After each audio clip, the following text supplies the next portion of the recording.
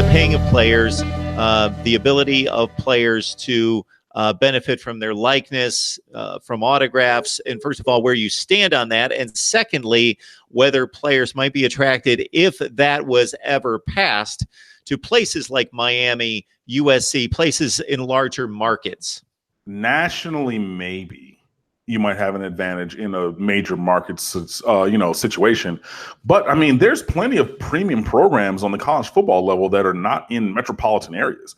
I mean, I would say that most are in, non-metropolitan areas. Like there's no, championship D1 school in Manhattan. I mean, yeah, there's Columbia, which is an Ivy League school, which is a wonderful institution, or NYU, but nobody's saying, oh, they're winning a college football national championship.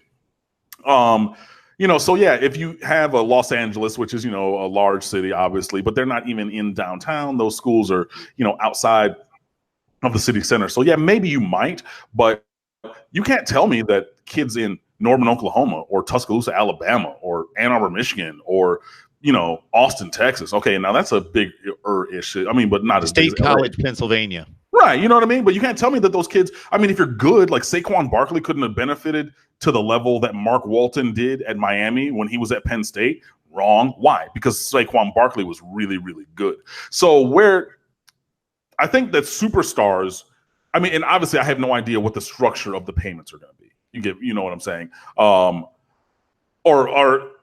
even possible. I don't even know if there's going to be payments. I don't even know if it's going to get passed, but I don't think that it would be the superstars that would be like there would be an imbalance in compensation, likeness, whatever you want to call it, for the top level star players, your all conference, all American household name people. It would be those secondary level people, your random right guard, he's nobody's, right tackle or left tackle or center, like that offensive lineman, your third linebacker who, outside of Miami, because we all know all three linebackers because they came in together. But, your number 3 linebacker at Wisconsin, your number 4 cornerback at Iowa State, those are the people who I think that maybe in that year when they're not at a marquee level, there could be a disparity. But in general, I don't think that college football is based upon a metropolitan area as such. So if you're not in one, I don't think it would be that big of a difference.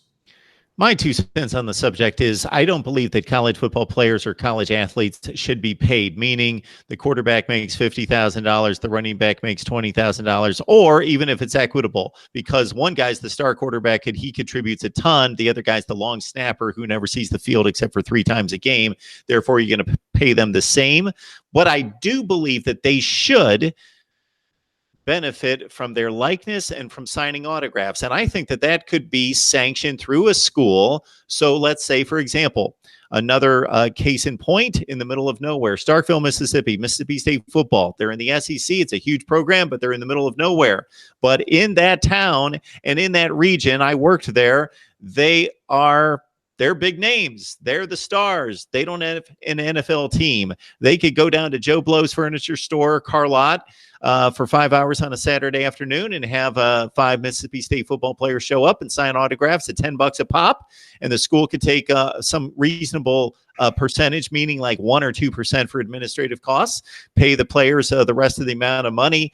And to further Cam's point, I don't think there's such an advantage of playing in a major metro area as a college football team, i.e. Georgia Tech, Miami, USC, because just look at the crowds at places like Ann Arbor, Michigan, Norman, Oklahoma, State College, Pennsylvania, versus some of the struggles that some of those schools have in drawing fans if they're not winning big, because they've got to compete against the beach and the weather and the mountains and the nightlife and all the professional teams in town.